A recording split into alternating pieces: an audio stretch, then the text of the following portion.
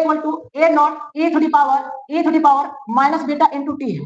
अब बच्चों आप लोग से क्या बोले थे, देखिए हम आप लोगों से बोले थे कि पावर में जब जो भी कुछ रहता है वो क्या होता है, न्यूमेरिकल वैल्यू होता है। तो बच्चों यहाँ पे इस इक्वेशन को देखिए, इक्वेशन आपका क्या है, a equal to A not E to the power minus beta into T.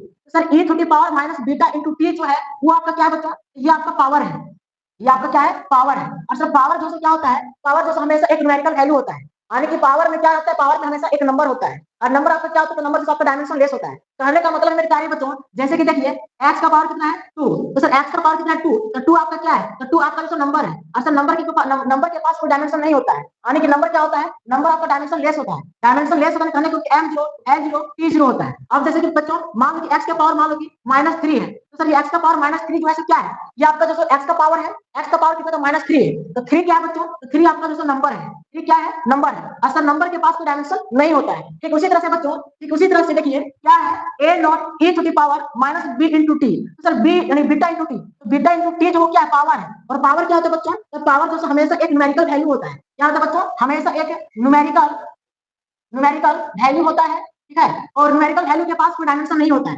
Dimension नहीं होता है, वो डायमेंशन लेस होता है। अगर वो डायमेंशन लेस है तो कहने मतलब कि m0 l0 t0 है। तो बच्चों हम क्या लिखेंगे, हम लिखेंगे डायमेंशन ऑफ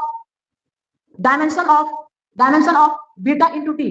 तो सर बीटा इंटू टी का जो डायमेंशन जो क्या होगा, वो m0 l0 t0 के बराबर होगा। अरे बोलो समझ में आ रहा है कि नहीं आ रहा है। जैसे देखो आपका इक्वेशन क्या है, a equal to A not e to the power minus beta into T.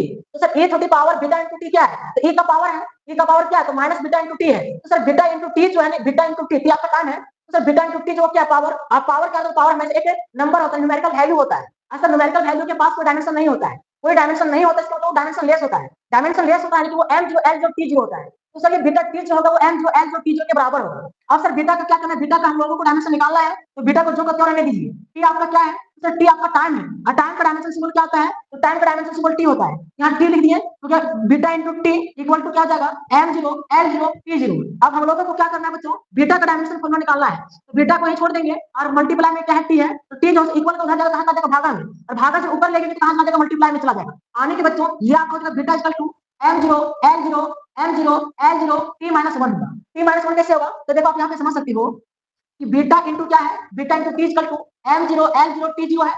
m0 l0 क्या है, t0, टी कहां जाएगा, देखो टी अभी मल्टीप्लाई में है, और इक्वल का उधर जाएगा, कहां चला जाएगा, भागा में। ये हो जाएगा beta equal to m0 l0 t0, अब भागा में क्या हो जाएगा, टी हो जाएगा। ये मल्टीप्लाई में था, इक्वल का चला गया, भागा में चला गया। अब इसको ऊपर ले लेंगे, तो ऊपर ले लेंगे तो क्या होगा, साइन चेंज कर जाएगा। अभी टी का पावर कुछ मतलब 1 है, और ये 1 का जो वैल्यू है वो प्लस में है, जब ऊपर लेंगे तो क्या होगा, साइन चेंज कर जाएगा, और ये आपका क्या हो जाएगा, ये आपका हो जाएगा t माइनस 1 हो जाएगा। तो सर बीटा का डायमेंशन फॉर्मूला आपका निकल कर क्या आया, m0 l0 t